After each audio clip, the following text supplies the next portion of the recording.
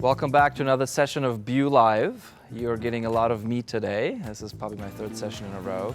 That said, I'm going to try to not be a fanboy here, but I will have to set the table.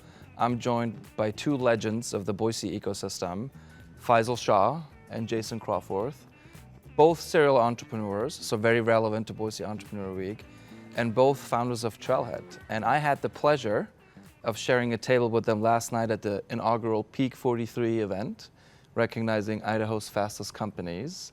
We got to give away 2 Trailhead awards, and one of the winners from last night, Love Every, is actually a Trailhead alumni.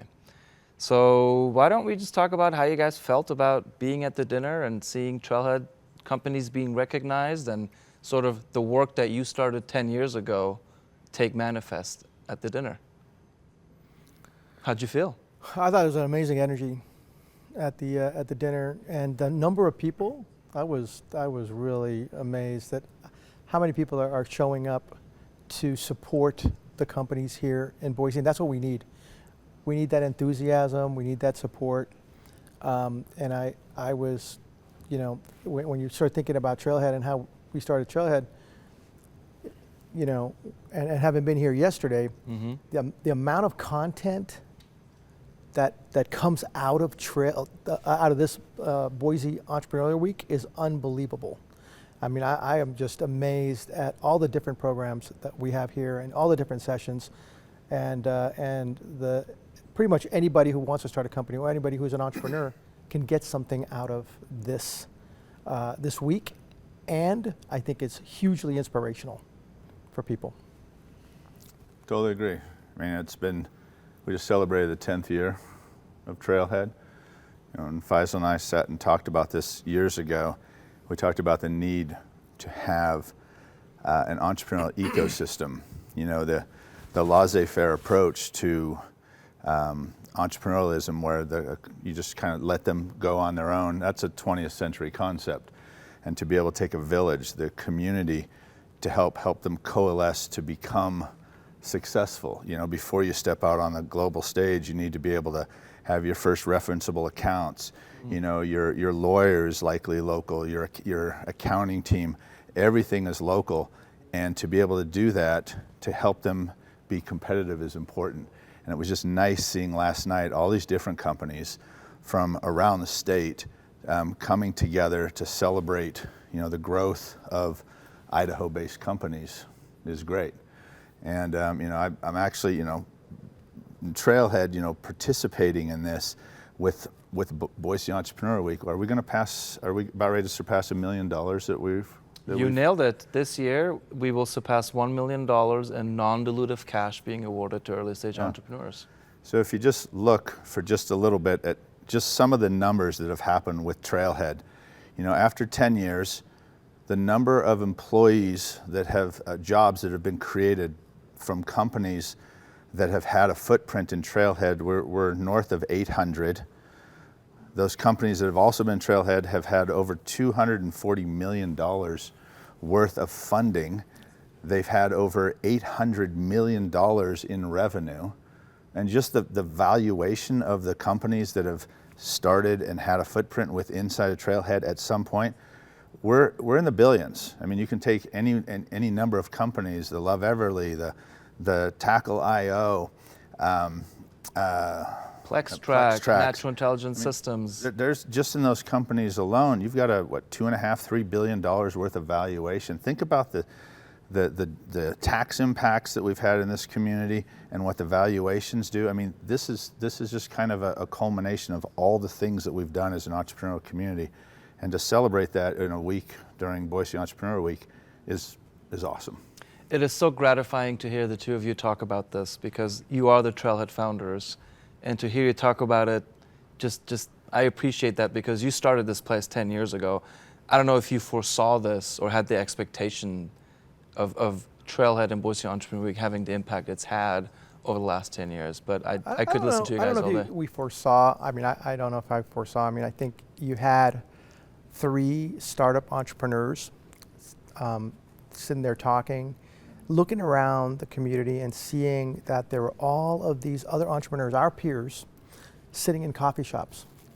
And they're all fractured and segmented throughout the entire Treasure Valley.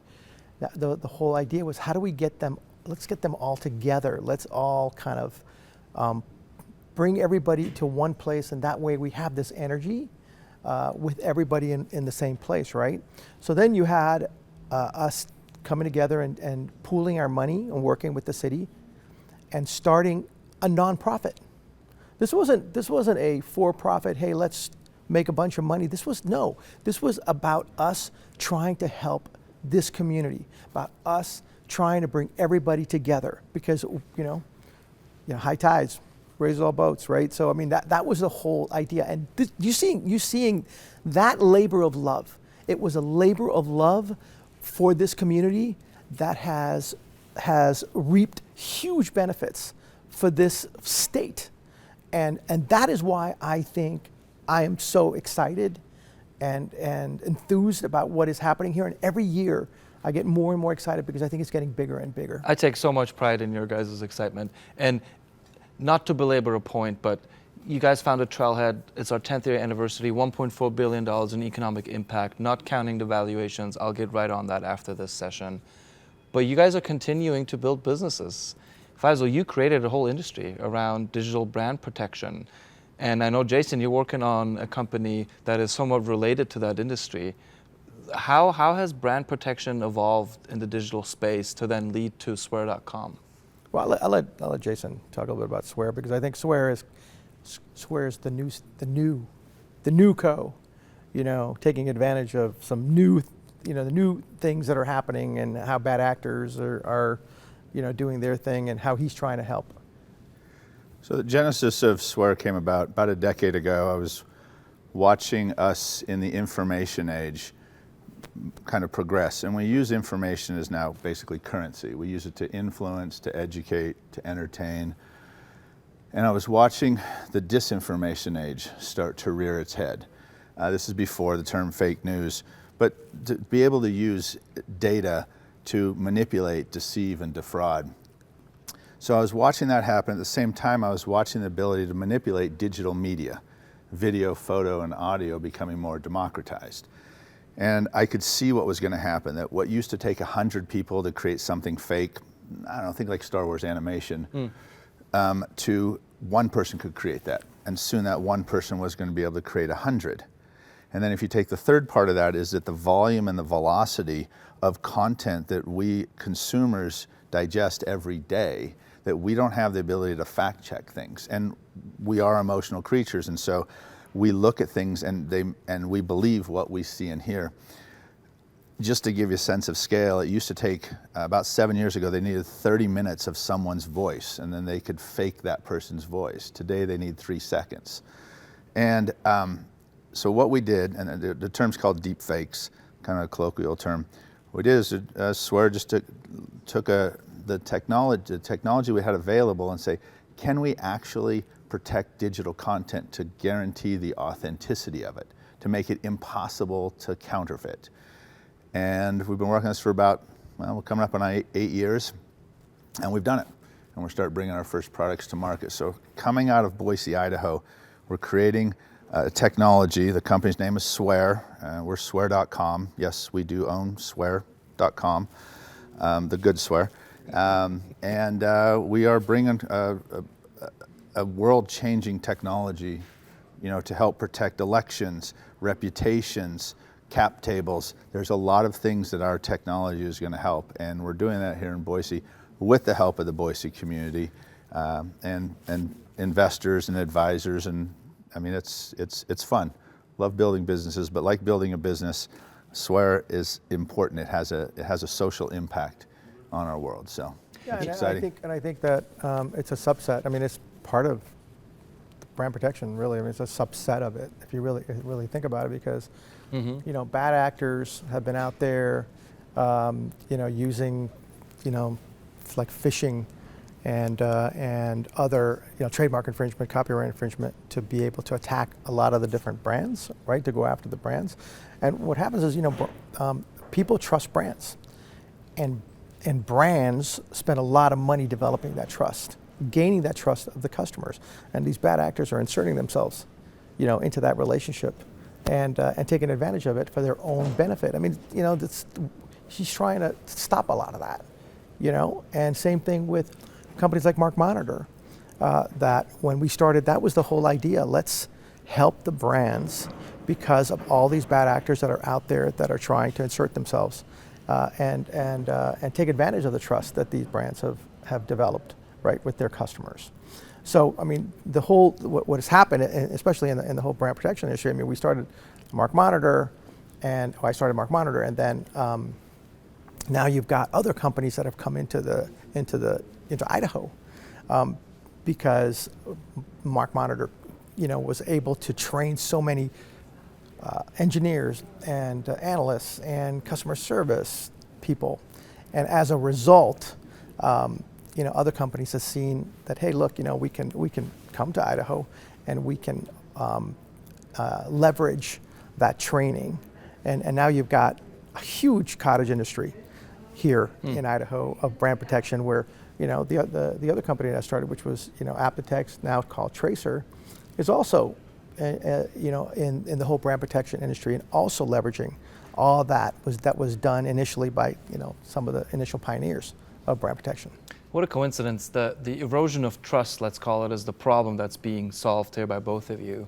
And another shameless plug for a guest that's going to show up today, Tom Gonzer, founder of DocuSign. I listened to his keynote about a week ago, and when he explained, also by the way from Boise, born and raised here, went to Capitol High, he explained how in the early days when he launched DocuSign, it was about gaining people's trust that this digital signature is authentic and it will not disrupt their business.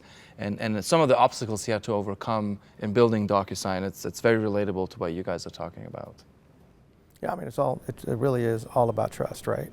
And bad actors are trying to, take advantage of that trust. And AI is supercharging the ability of bad actors, and also maybe the good actors, but what you guys are focused on is the bad actors. AI allows bad actors to do bad things a lot quicker, right? And get out there, to what Jason is saying here, right? So AI for the bad, I mean, that is somewhat of the issue.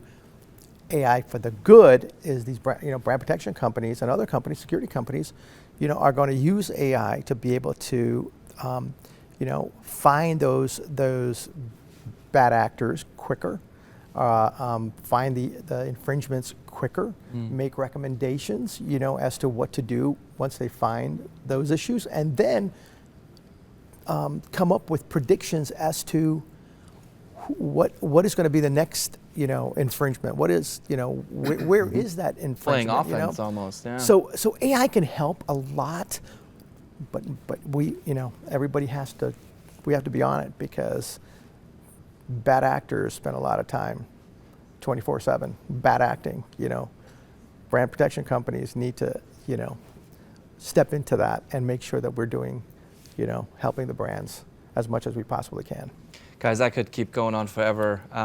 I said I was going to try to not be a fanboy, but obviously I'm joined by two legends here, living legends from Boise. Trailhead founders, I stand on your shoulders, and for that I want to thank you. But we do have to cut.